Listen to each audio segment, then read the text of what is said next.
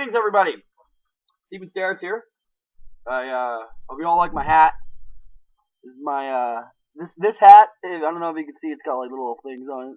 This is as festive as I get all year, and I'm only a little festive because it had hockey on it. All right. So hope you all like my hat. Anyway, thought I would just talk briefly. Health Canada came out with their proposed changes to the medical marijuana system. Generally, the consensus I've seen online so far is that it's a joke. It's like 400-page contrived document of nonsensical litigation factors that some of them should have been in place 10 years ago, and some of them should never be in place at all. There's a huge vagary regarding the culmination of suggestions in the proposed changes, i.e. regarding what you're going to do regarding grandfathering rights, because you have to, or else you're going to get sued governments. I hope you're aware of that. And also the idea that affordability, and the provincial obligation that they're betting on happening from the provincial healthcare system to regulate that whole thing, without more money for it. It's a big problem.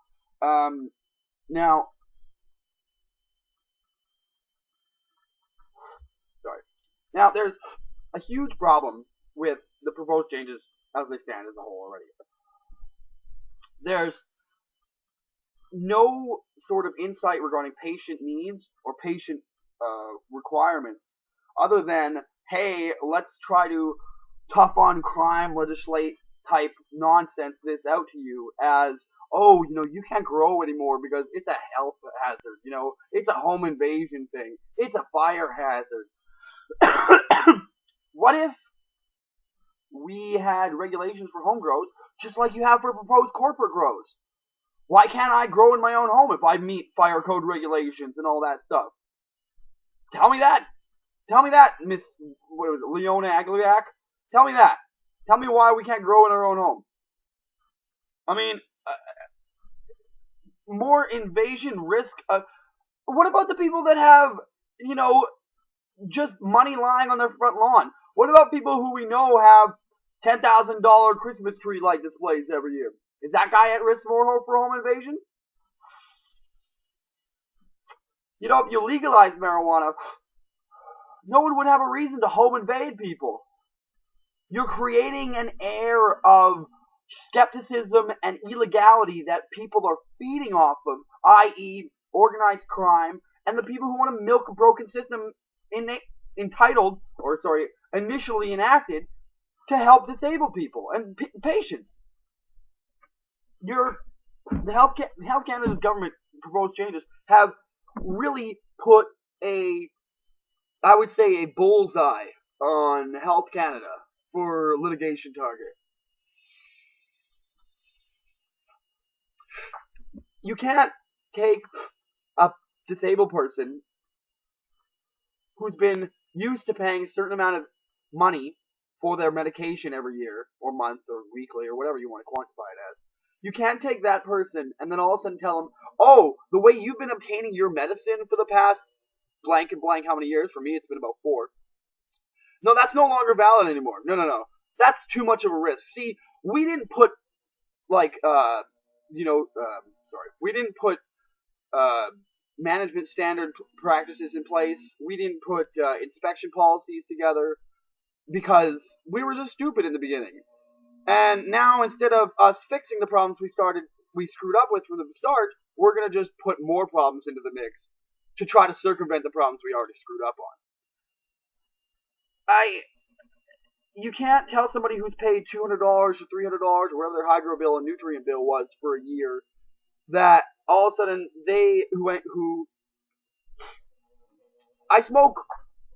I have a prescription for 10 grams a day. 10 grams a day times 30 days.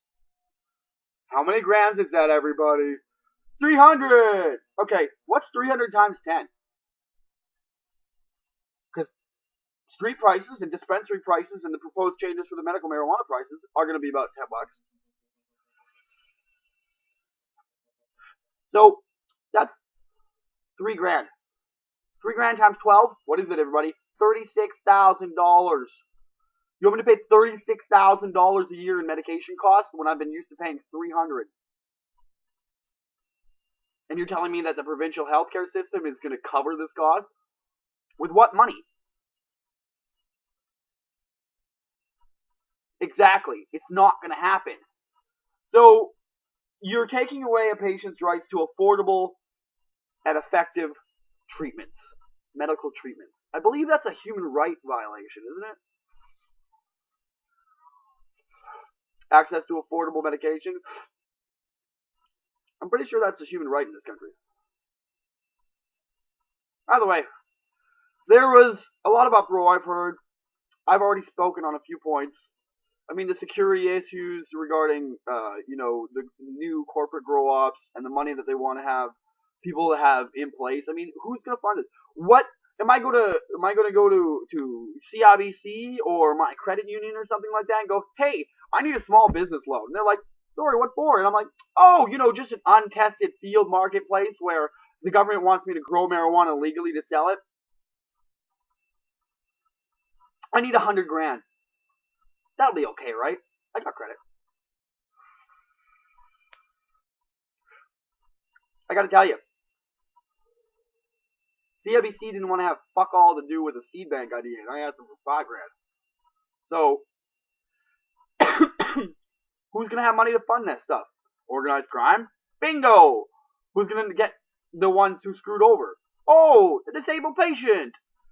Who's the one who could do more but choose not to? The government! These are all really good equations that I could write down for you, put on a chalkboard, but they probably cut funding to that too. Ha! Now, basically what I'm saying is that there is a huge gap between need and, I would say, systematic availability for those needs from the government to the patient. There's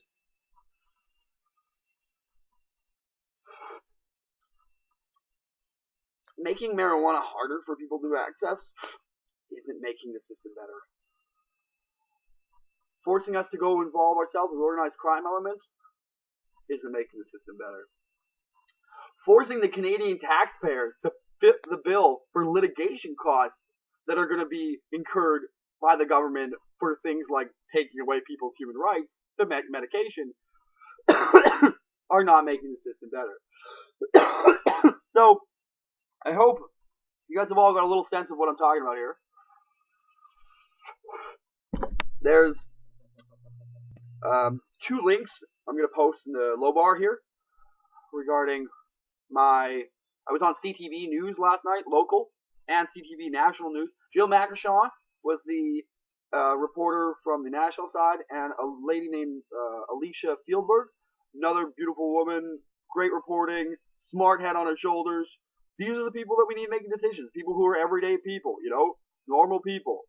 These people are receptive to the idea. They listen to my words, and they didn't judge me for it. And I think you won't judge me for it either, because you listen to what I have to say, look at the clips, and I'm sure you'll agree. And if you don't agree, I would love to hear your opinion, because maybe we can work cohesively to solving the problem. Huh? Cohesion. Anyway, I hope you all like that.